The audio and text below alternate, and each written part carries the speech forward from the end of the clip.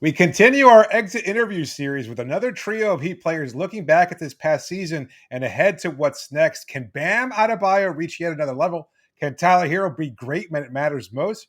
What is Gabe Vincent actually best at? We'll answer that and more on today's episode of Locked On Heat.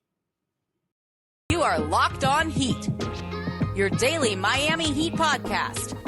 Part of the Locked On Podcast Network, your team every day.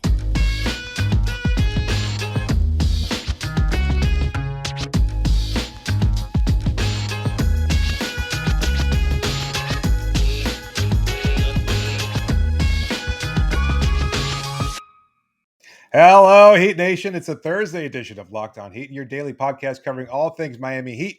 However, you may be listening or watching on YouTube, on Odyssey, or on your favorite podcast app. Thanks so much for making us your first listen every day. I'm David Ramil, and with me, as always, is my co-host Wes Goldberg. We're continuing our exit interview series talking about each player on the Heat roster. If you didn't check out our first installment, go back and make sure you check that out as we ask big questions about Jimmy Butler, Kyle Lowry, and PJ Tucker. Today, we'll be looking at what Bam Adebayo, Tyler Herro, and Gabe Vincent did this past season.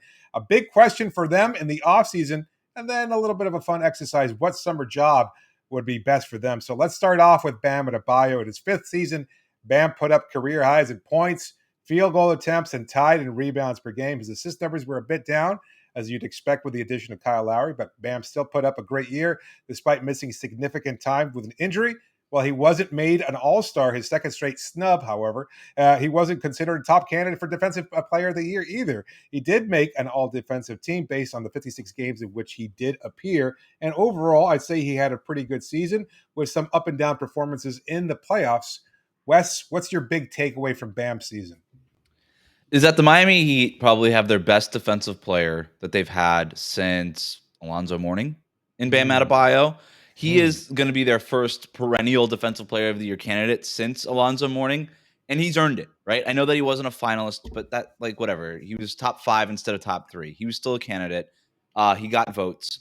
He's a perennial defensive player of the year candidate going forward. I think when he's at his best, he's no worse than the third best defender in the NBA. I would have him probably at second, behind like Draymond Green at when Draymond's at his best. At his peak, yeah. Yeah, just at their absolute peak powers. And by the way, if you look at their trend lines, Bam is trending up. Draymond Green's only getting older, even though it doesn't really look like he's going anywhere anytime soon. But that's the level of defender. That's the level of player that they have. Not just a perennial defensive player of the year candidate, though, David. Also capable of huge scoring outbursts, the way that guys like Draymond and even like some of these other top defenders, Ben Simmons, when he's available, like he's capable of that. I know he gets a lot of criticism for not doing it more. But David, this year he did it more. He had 6 30-point games in the regular season and playoffs this year.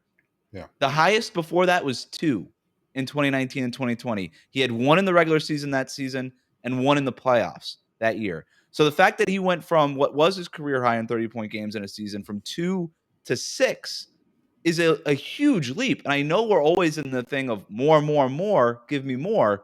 But this year he did give the Heat a lot more. And so I think he took a leap this season that was noticeable. And the Heat have to be really encouraged by what they've gotten from Bam this past season.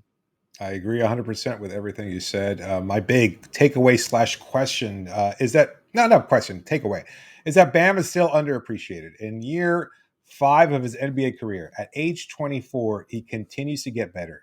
All the complaints about him being more aggressive, finding regular, range from mid 10 to 15 feet away from the basket. He's done that pretty consistently. Those aggressive scoring outbursts that you talked about, the incredible defense production, that the assist numbers were down, didn't take away from the fact that he's still Miami's second or third best playmaker alongside Jimmy Butler and Kyle Lowry, who have been very, very good throughout their respective careers as playmakers. So Bam still right up there, still the most versatile big man in today's game, maybe right alongside Nikola Jokic.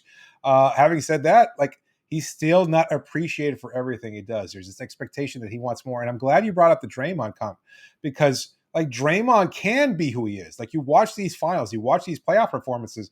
Has he eclipsed 12 points per game at any point in time? Like, I know he doesn't necessarily need to, and that's the whole thing, is that, for everything that he does well, and he's such a great defender, such a great presence, the emotional leadership, the vocal leadership out on the floor, but you're playing alongside Klay Thompson, Steph Curry, et cetera, guys who can take up the scoring bulk.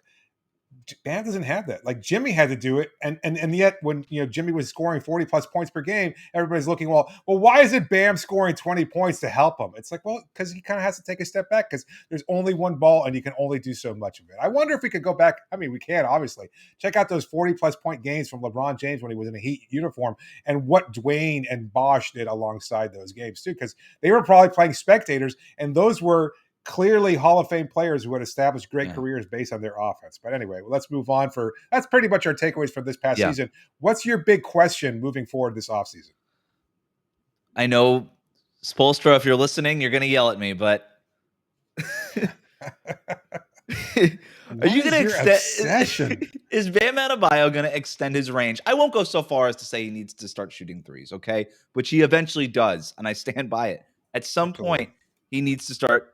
Look, he doesn't need to be Karl Anthony Towns, but take one in the flow of the offensive game, I think. One or two in the flow of the offensive game, which would be a nice step. But before we get there, I need to see it better from mid-range. He kind of has that like lower mid-range area with that push shot. I want to see him be able to step out consistently 15, 16, 17 feet and hit that shot. He hit 21.4% on those longer mid-range shots this season, which is bad. Very, very bad. I would like to see him extend that range a little bit more, because once you have that, all of a sudden the rest of the floor opens up. Like it really, really does. It doesn't have to be just that 3-point line that people look at. If you're hitting that 17-footer consistently, or if you at least have it to the point where defenses have to respect it, now all of a sudden those cutting lanes for Jimmy Butler and Kyle Lowry and Tyler Herro and PJ Tucker and all these other guys that want to do those backdoor cuts, maybe you could play him next to a big who can occupy that dunker spot. And that would really unlock a lot of Miami's offense and a lot of their defense too. Give them some more options that way. That to me would be a really huge swing point for the Heat next season. If he's able to consistently be respected from like that longer mid-range area, that's what I'd like to see from him. Look no further than your opponent in the Eastern Conference Finals and what Al Horford has been able to do consistently throughout his career. Like that's a good one. I mean, that is the goal. I mean, to get to that point maybe is a little optimistic or unrealistic, but if he can do that with some regularity, it does, like you said, unlock everything on offense. To me, I have the same question for Bam that I posed to Jimmy Butler, which is, what do you want? But it's not in terms of the roster construction, because Bam doesn't get that say-so at this point in his career. It's, what do you want to do? Do you want to be the playmaker? Do you want to be an all-defensive player? Do you just want to be the versatile big a la Draymond Green? Or do you want to be the occasional scorer? Do you recognize that your role has to be to impact the offense a little bit more? Because Miami doesn't have that clear-cut, second tertiary scorer. You need to be able to explore all those other things, or just settle into being a very good role player that's getting paid a whole heck of a lot of money to be that. So I think that's the big question that I would pose Bam if I was the Heat front office. And maybe to the coaching staff too. I mean, it's as much a question to Eric Spoelstra and that coaching staff as it is to Bam. Do you have a summer job? Oh, I do. For him, I'd like him to take up a paper route, Wes. I want him to get a paper route. So you want him to be unemployed? Okay. No. Paper route. Well, yeah, I guess there isn't a lot of paper delivery going on right now. But, I was looking up traditional summer jobs and a paper route. Just test his aim from long distance, sitting on your bike or your car. You're throwing the paper, work those muscles. You get your job done by noon, and you're able to hit the gym and shoot threes all day. That's what I want him to do. That's to me, the ultimate goal. You get your work in, practice your aim from long distance, and then go and work at the gym. I like that. That's better than mine. So we're going to go with that one, the paper route. Perfect. What did you have? You have to at least include it out there. Yeah, he's like really big into activism and things like that. So I was thinking maybe like a public speaker, but he's kind of soft spoken, like in public settings. He's so not soft spoken in practices and in the locker room when we've been around. He's actually way louder. But in a public setting, like talking to media, so I actually had him as like a guide at like a Black History museum where he could kind of be a little bit more soft spoken, but still be able to talk about all the things that he's so passionate about. But I like the paper route one better because it's funny. Okay. All right. Well, we'll talk a little bit about Tyler Herro and what he needs to do to improve next season, if he's even on the Heat roster. But before we do that, just a reminder that this episode is brought to you by Rock Auto. With the ever-increasing numbers of makes and models, it's impossible for your local chain auto parts store to stock all the parts you need. It's impossible. They can't have it all. They're going to be delivering them to their warehouse. They have to call it in or phone it in or even order it on their computer. Why go through that process? They're going to use the same computer that you've got access to, which means you've got access to rockauto.com. Their website is so easy to use. I've bragged about it before, at least, it seems like bragging to some people on this podcast. But to me, it's so easy to find the parts you're looking for. Did it with a few easy clicks, saved a ton of money, saved time like crazy. Didn't have to go anywhere to do it. The part was delivered directly and safely to my door without having to leave the confines of my home. You too can find everything that you're looking for your car or truck on their easy-to-use website, a family-owned business that's been serving auto parts customers online for 2+ decades. You can't beat that. So go right now to rockauto.com. You see all the parts available for your car or truck, and then when you go ready to check out, find a section that says, "Where did you hear about us?" and write the phrase "locked on" so they know we sent you. Amazing selection, reliably low prices, all the parts your car will ever need. That's rockauto.com.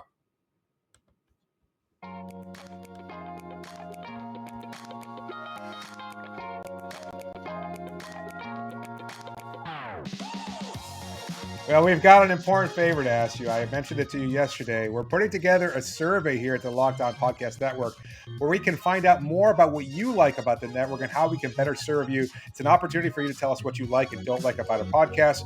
Go to lockedonpodcast.com/survey right now to get started.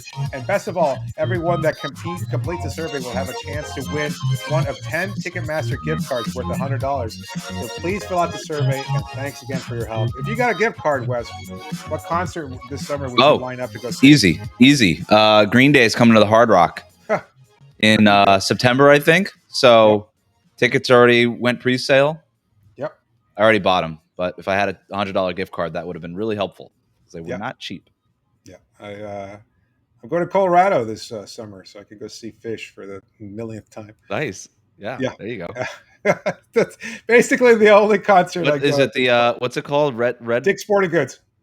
Dick's Sporting Goods Arena. You're seeing them I was like, you're seeing them at Dick's Sporting Goods. Okay. Yeah, no, that's it. They just been a long climb down for Fish. Hey, man, one time you're the leading jam band in the world. Next thing you know, you're right next to the golf equipment. That's just the way it is. Anyway, we're here to talk a little bit about Tyler Herro because he had I think a great season. Everybody talks about Tyler. He was able to accomplish something in just his third season at 22 years old that no other Heat player has ever accomplished, which is to win the Sixth Man of the Year award. Again, up to scoring numbers, shot better from three, did everything you could possibly ask of him. And yet there's this feeling that maybe he could have done more. So what is your big takeaway from Tyler's season? Yeah, I mean, I really wish he was healthy in the playoffs because I don't. Maybe we're still asking the same questions, but there would be less question around the question, right? It's just because he was so unhealthy during the playoffs, like we didn't really get a full valuation of what he could do on that stage. And it's been a couple of years now since we've really seen him at that stage perform at a high level. But my takeaway is that his ceiling is still very, very high. It's very high. And all of this talk about whether or not he's going to be a starter or whatever, he really helped the Heat win games this season. And he was so important to Miami, that do-it-yourself flavor of offense, that just injection of scoring every time he came onto the court.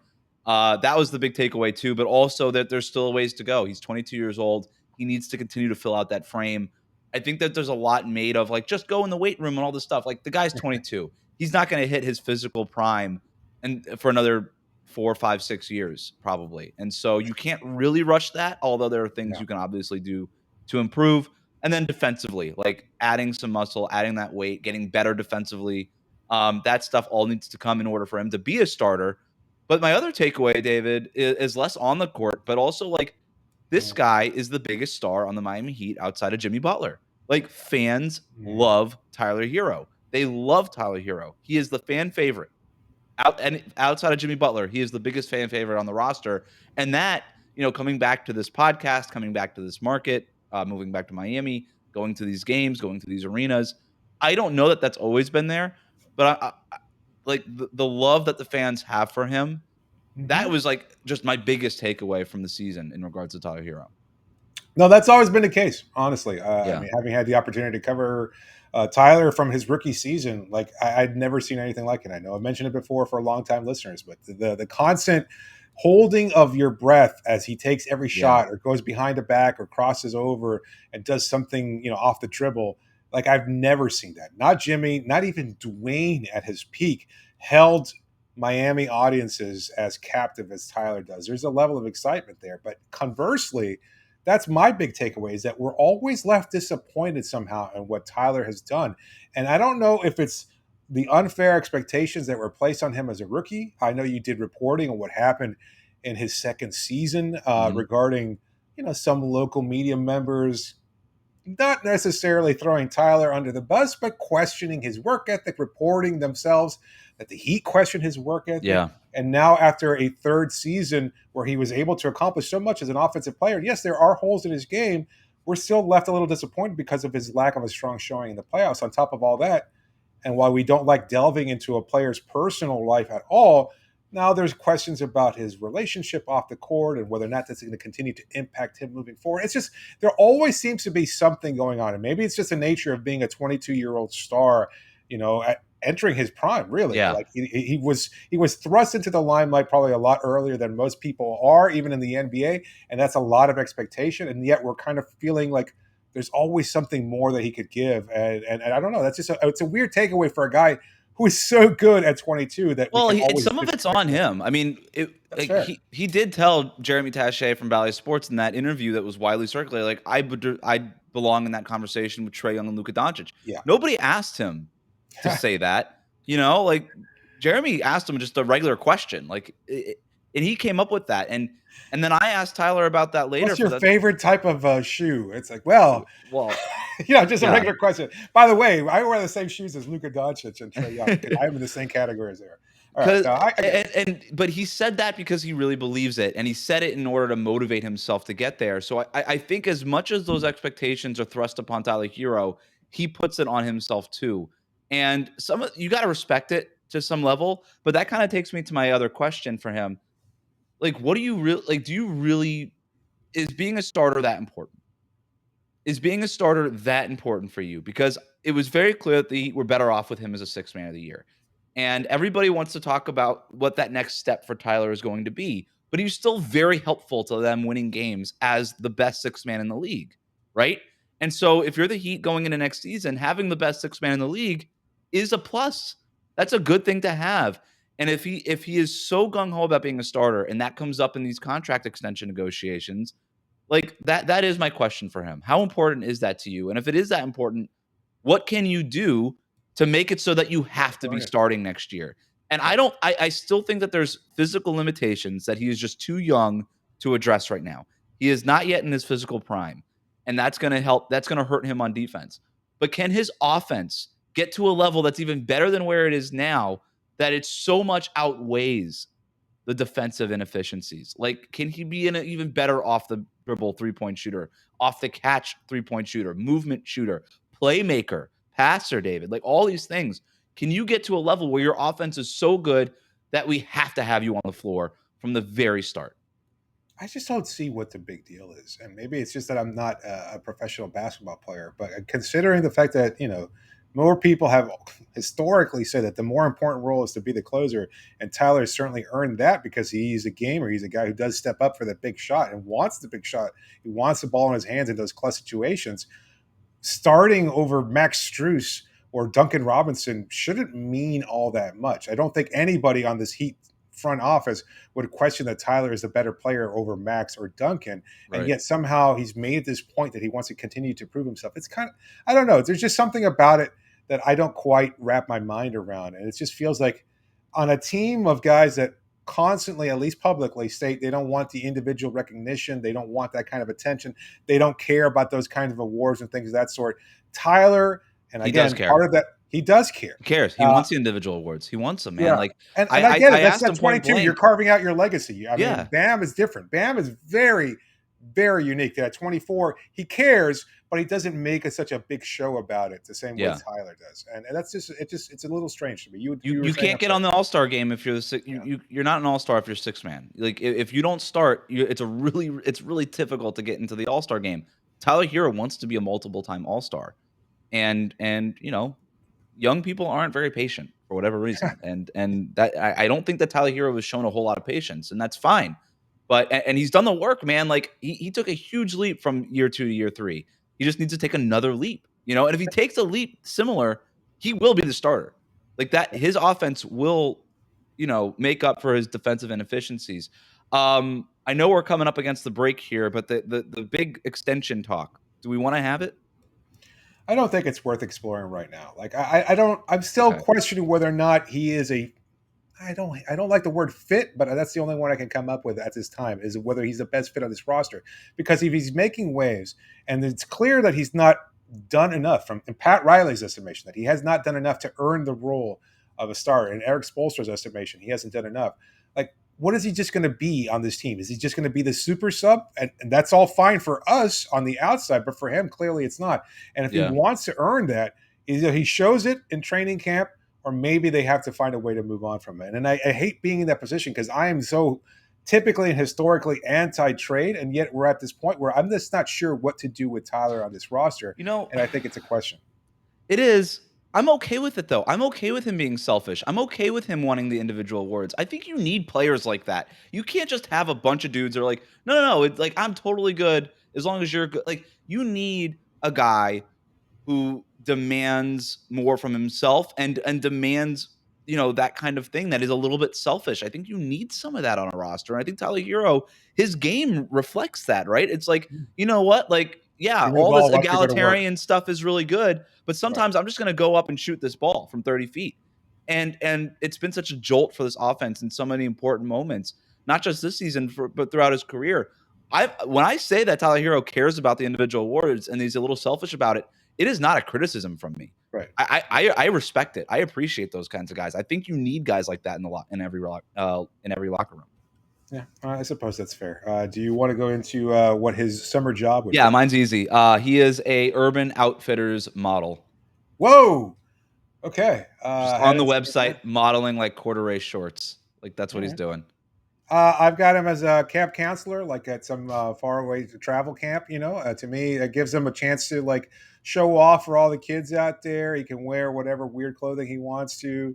He's always got to accessorize with something alongside the camp T-shirt or whatever pullover he's got to wear or something like that. And it also gives him enough time to have access to canoes and all sorts of other equipment that will get him in better shape for the grind of next offseason. I think that's where he needs to be focused on. But we'll see.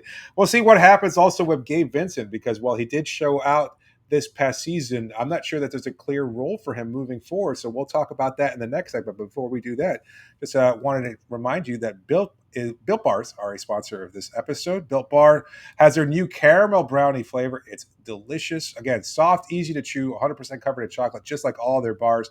You can't go wrong with that combination of flavors. You get all the nutrients you're looking for in a protein bar without sacrificing any of the taste. That's what makes Built Bars stand out over their competition. Again, so many delicious flavors to choose from.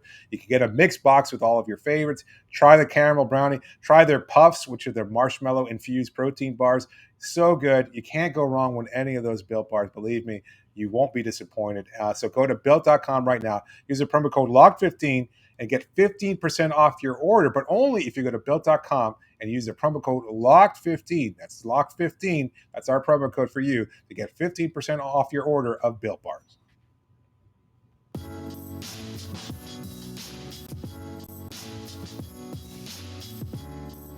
Just a reminder that you can always reach out to us via email at lockedonheat@gmail.com or via Twitter using the hashtag AskLOHeat. Be sure to please subscribe to the show and leave a review. We're going to continue to give you the best coverage for your team, the Miami Heat. We're continuing our exit interview series. This is installment number 2. Go back and check out installment number 1 about Jimmy Butler, Kyle Lowry, and PJ Tucker if you haven't heard it. But today we'll be talking a little bit about Gabe Vincent, because I think there was expectations placed on Gabe as he enters his 3rd season in the league, an undrafted player, of course, added to the roster right before the Orlando bubble. That was a very strange. I remember his first day of practice in a Heat uniform where he was being promoted as a super shooter. Like, that's what he had been able to show out in his limited stint in Sioux Falls. He was just brought onto the roster at a time when there was a number of injuries across the roster. They wanted to see what he could contribute. Never really played all that much. Then, of course, the pandemic started in March of 2020, and everybody kind of just, we don't know what to do. Now, Gabe eventually wound up being a part of that roster in the Orlando bubble. Again, not playing very much. Last year, we didn't see much from him either. This year, he took a monstrous leap. Just an active player, filling in for Kyle Lowry as a starter, having big moments throughout the playoffs, just doing everything he can. But yet, there's still some questions about what he can do moving forward. So, Wes, what is your big takeaway from Gabe's season? Is that he's a rotation player in the NBA. That's it. He's a good player. Yeah. Defensively, he tries really hard. There's still some limitations because he's not that big. Yep. You see people, get the switch on him and shoot over the top of him. But at the point of attack, he works hard. He fights over and under screens depending on the matchup. And as a point guard, he's gotten really good at navigating screens, getting the ball to teammates, kind of every once in a while showing that scoring burst that the Heat got picked up on originally and why they brought him in. And he'll show that. Like, he's got like a cool, like, little turnaround fadeaway jumper on the left side of the court that he likes to get to every once in a while, which is all good. He's a good player. He's a rotation player. But I think that kind of leads us to our question is what you've hinted at is, like, what is he exactly? Like, is this the final form of Gabe Vincent? Can he get even better than this? Is he like the next Fred VanVleet? Or is he just like a nice backup point guard in an NBA rotation? I don't know. There's an old ad campaign that probably predates you by a significant amount of time, which is when they were advertising tapes, cassettes. I don't even know if you know what those are, where they would record music on things like that. And it was called "Is It Live or Is It Memorex?" For me, the question is he good or is it heat culture? Because I can't tell. Like, we've seen this so often in the past. Guys that just play out of their mind. Tyler Johnson comes to mind, and then they leave to another team, and well, they can't find their footing. They just can't seem to find a place there. And I wonder if Gabe is the same way. If they just find a way to bring out the best in these guys, and then somehow I don't know. I don't know where they fit in on another team's roster. They just find a way to thrive here. And I think that ties into your question. I just don't know whether or not he's got a clearly defined role as a defender, as a playmaker, et cetera. And there's clear need for him to grow as a playmaker too. So I think that's the next step for him, is that because of his size limitations, that's the only role he can play. He's probably better suited as a two guard. He's just far too small to be that. This is not Eddie House territory. He cannot be Dana Barros. He cannot be a under 6'2" shooter at this point in time in the NBA and be a contributor. He makes up for it with tremendous effort. I'm glad you pointed that out, because his work ethic, his ability, he constantly tries it there. Even now in our mentions, people are talking about, well, he needs to play over Lowry because he just shows out all the time. That's not true, but I understand why they gravitate towards a player who's clearly making up for his shortcomings in life. So I think that's the big thing for him. Any other big offseason question as far as what happens next with Gabe?